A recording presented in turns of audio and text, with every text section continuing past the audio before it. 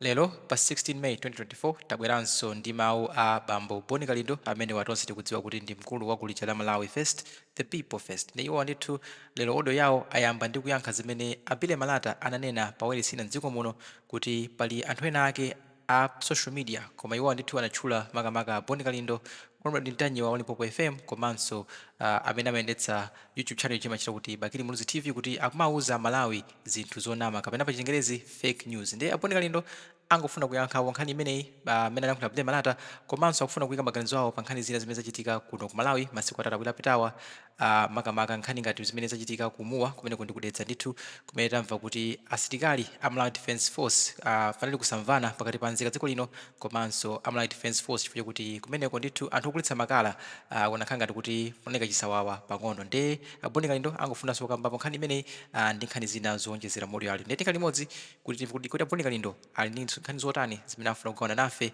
pano pa Nyasa Voice Box. Ndeti limodzi. Ine ndine Boni Kalindo, the DC, president wanthu osauka woyamba kuno ku Malawi. Ndipo ndikufuna ndinene ichi kuti sindizasiya kuyimirira Malawi kulankhula chilungamo muziko langa mopanda mantha. Pali antongwetongwe ena amene cholinga chawo kunja kukacha amapita ndikumakagogoda m'makomo mwa andale ndi cholinga kuti aziyalankhulira zinthu zowakomera andale opo apasa ndalama kuti aziyalankhulira zowakomera andale opo peza ndalama kutonse alliance zaphweka kwambiri. Ndi mmene alezera ndi ndalamazo akumapita mawairesi ndikumakapangisa ma press conference ma TV stations enanso amene alibe integrity. Mawairesi opanda integrity, ma TV opanda integrity amangolola ndi sabwe zomwe kuti azizionesa pa TV paopo.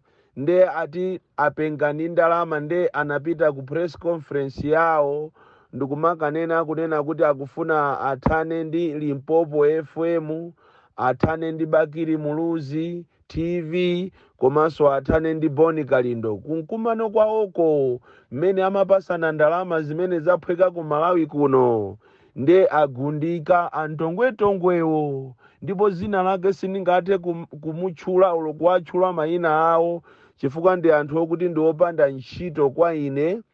Ndipo inu Amalawi simafuna kumamva za anthu opepera amene amangofuna kuti azikhutisa mimba zawo azilankhula zinthu ngati za nzeru koma zili zopusa chifukwa chokuti alandira ndalama.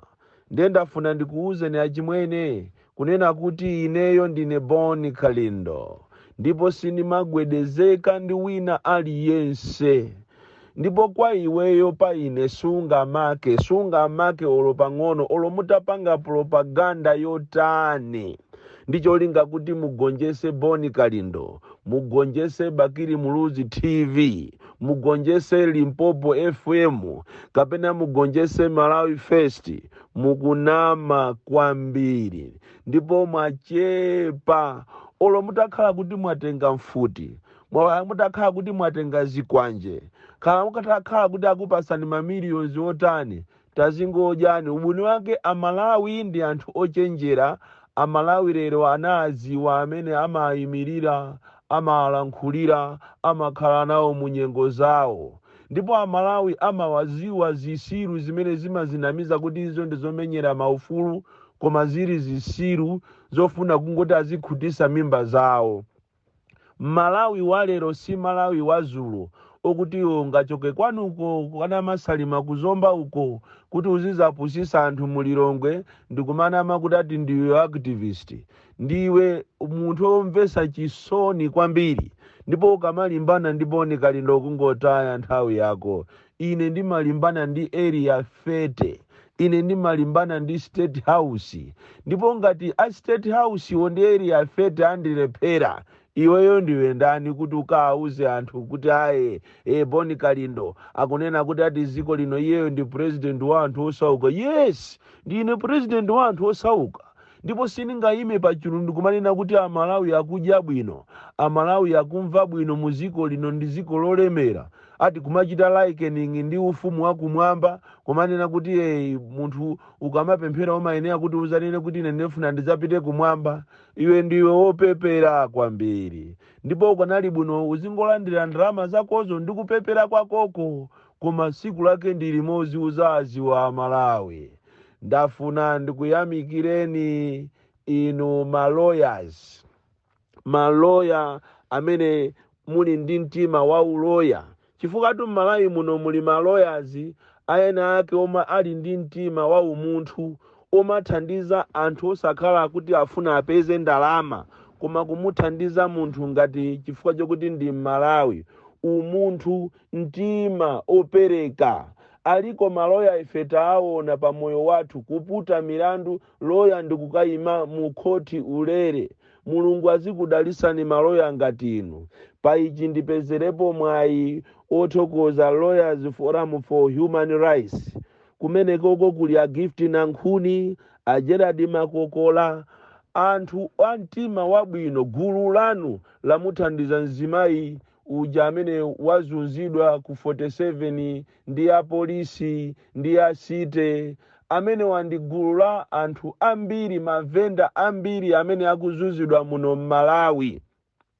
Ndipo ichi mwachitachi pomuyimirira mzimayi ameneyi komanso pompasa ndalama ndi chinthu chotamandika kwambiri pamaso pa Mulungu. Choncho ine ngati president wa anthu osaukayo ndikukuthokozani inu maloya zinonse muno m'Malawi, gulu lanu la maloya amene mukuzitcha kuti Lawyers Forum for Human Rights.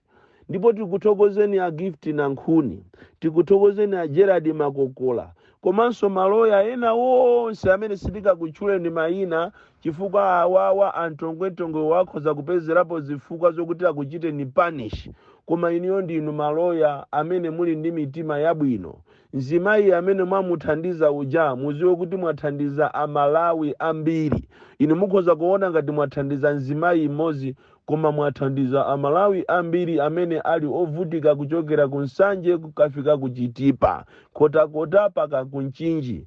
M'mizimu m'madistrict mumuli anthu akuvutika kwambiri, ena kumangolandidwa zinthu zawo ndi anthu andale. Akusowa anthu ngati inuyo okuti muziyayimirira. Ndipo ndimakhumba inu maloyas siku lina mutayambisanso gulu lanu lomayimirira anthu osauka ulere, chifukwa m'mizimu muli Malawi muno muli mavuto opsa obwera ndi anthu andale, obwera ndi anthu apamtundu kumasausa anthu kuzunzika chifukwa chonena kuti akusowa chithandizo mu dziko lawo lomwe. Choncho ine ndikuthokozeni inu maloyas amene mwatengapo gawo lalikulu kumuthandiza mzimayi ameneyi amene wazunzidwa, amene wamenyedwa ndi asite ndi a polisi aku Malawi kuzera kwa mamasters yawo. Tithokoze ndithu pa chimenechi, ndipo sitikutengapo chimene chingati chophweka. Mulungu azikudalisani kwambiri. M'Malawi munotu muli nkhanza, tikamanena kuti nkhanza muzimva. Posachedwa pompano ndanenapo ineyo za anthu asilikali ame, kunena kuti asilikali ame ena amazitenga ngati iwowo dziko lindirawo, ndipo akavala uniform amafuna kuti aziopseza anthu. Sipanapite 3 days leronso asilikali omwe aja apita kumuwa kudeza ndikukamenya anthu ati chifukwa cha makala. Ine ndikuona ngati mwina asilikali wakusowa nkhondo, koma ngati mukuyifunira nkhondo yo m'Malawi muno mukulakwa, chifukwa m'Malawi muno muli anthu osauka kwambiri amene sangathawe nkhondo. Iniyo muzingokambirana ndi mabwana anu, mwina muzitumizana kunja muzikamenya nkhondozo, chifukwa m'Malawi munomo mmene ine ndikuonera muli nkhondo kale. Mmene amalawi akuvutikira muli anthu akukumana ndi nkhondo zoposaso nkhondozo. Mukanakhala anthu anzeru mukanakambirana ku gulu lanulo limene mukumaba ndalama za bomazo kuti muzikachita money the source, chifukwa makala asanapangidwe kumakhala kuti kuli mtengo munthu akadula mtengo. Koma inu malamulo kuti mukateteze mitengoyo kuti anthu asamadule mu makala, mukumathamangira kumakalanda makala malo mokateteza nkhalango. takhala tikunena kuti tapitani ku michiru, tikunena pano ku michiru, tikunena pano kukuyaka moto wa makala, anthu akupita kumakadula kumene kujako mitengo, phiri lokongola ngati limene lijalo, michiru ija, the beauty is completely gone. Ukafufuza mkatimo kuti kodi amene akupanga zimenezi ndi ndani, mpeza kuti ndi andale. Ma-ministers achakwera kapena amutonse alliance. Kodi amene akuononga chikangawayi ndi ndani, mpeza kuti ndi andale. Kodi amene akuononga Zomba Mountain ndi ndani, mupeza kuti ndi andale. Amene apereka malaisensi ku Mulanje Mountain kuti anthu azikumba phiriri ndi ndani, mupeza kuti ndi andale, komanso ena ali connected ndi Chakwera family. Kodi zinthu zitu ndi za family zokhatu. Olo ndalama zimene zikubedwa zikugawidwa zimukaziyang'ana kuti kodi uyu akugawa ndalamayi ndi ndani, mpeza kuti akwatira limodzi ndi Chakwera. Ndi family affair. Palibe chimene chikuyenda muno Malawi. So malama kuti asilikali azikateteza nkhalango, anthu asamadule mitengo, akupita kuti azikalanda makala. Takhala tikunena ifeyo kunena kuti makala mene akuchokera ku Machinga kupita ku Zomba, makala mene aliri mzinda wa Blantyre, makala mene aliri ku Mulanje, makala mene aliri kumpoto, bola kumpoto ko pang'ono kuli ka discipline pang'ono, anthu ake akumene kuja ndi anthu okuti samafuna zopusa. Koma Malawi muno zinthu zaonongeka kwambiri. Malo ndi kuti asilikali azikateteza nkhalangozo, so siyo. Komanso mwinaso beyond that, boma likanakhala pansi ndi kuyang'ana kuti kodi chikuchitisa anthu kuti azikadula mitengo ndi chani. Mupeza kuti mkatimo anthu akusowa ntchito, mkatimo anthu akusowa business, komanso magesi okuti anthu aziphikira ndi odula kwambiri. Lero ndi aja mukumakweza magesi pakati pa usiku ndi 44% kuti anthu asaziwe kuti mwakweza magesi. Zimenezi ndi zimene zikupangisa kuti ziko lino lisamayende bwino, chifukwa china chilichonse has gone to the dogs, china chilichonse has gone haywire. Ndiye wina acha azikanena kuti iwewe Boni Kalindo, Limpopo FM, Bakiri Muluzi, wakhuta ndalama zako kwa jambwanda zako ndi azika zako ndiye uzikatigera ife ya Malawi. Malawi yakuzunzika kwambiri. Ndipo sizoona kuti wina ache azikanena zinthu za mchombolende uko mene ya Malawi yakuzunzikira. Iweyo ngati uli wa Chakwera osamango musapota Chakwera akoyo bwanji. Boma lache liti mukandiuze kuti boma lache litiro boma lache lokuti munthu uzikasapota boma ati boma government yake itiyo. Government yake iti ikafuna kupanga ma promotion aku polisi akumatulusa anthu ngati list ya ku secondary school. Police secondary school selection list kuatulusa anthu ati imeneyo ndi promotion.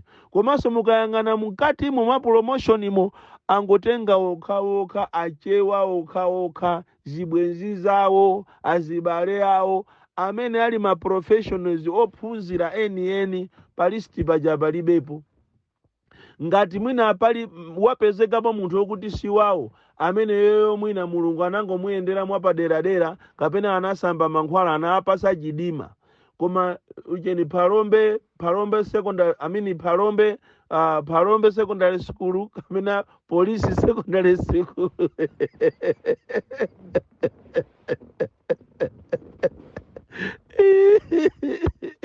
Police secondary school yatulusa selection list, anthu alipo othamangira 900 promotion imene kwaona kuti kapena akupita pa Palombe kapena akupita pa Chirazulu, anthuwa sakupita kuchaminade yayi, amene ndi police secondary school. Ku Malawi ndikokoma kwambiri.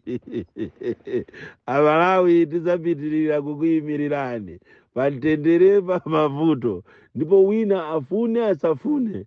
Ine siwokubatu, siwokuba kuti nathawa kuchokera ku South Africa nali mu gangi ya anthu wokuba magalimoto ndenzanga amene ndimaba nayeyo anamutani anamumanga. Ndine nathawa ku South Africa kubwera kuno nthawi ija ndimanamizira kuti ndine omenyera maufulu ija ndinkamenyera maufulu koma ndili mu gangi yokuba magalimoto ku South Africa. Ndi a Interpol atayifufuza anapeza kuti anammanga nzanga mmodzi amene ndimaba naye magalimoto ku South Africa ako ati Gun Point. Ndiye ndinathawa ndinabwera kwathu ku Nkhata Bay kumene ndikukhala koma ndinabwera ndi sinika imodzi. Ine siwokubatu, ine ndizapitirira kuyimirira Malawi. Ndipo wina akapanga masewera timuchita expose kwambiri, tichula zina lache la munthuyo amaba magalimoto ku South Africa ati Gun Point ndi chifukwa chani anathawira kuno ku Malawi. Ife tikamanena zinthu timangonena zenizeni. Bon Kalindo, the DC, mwana wa Chabe.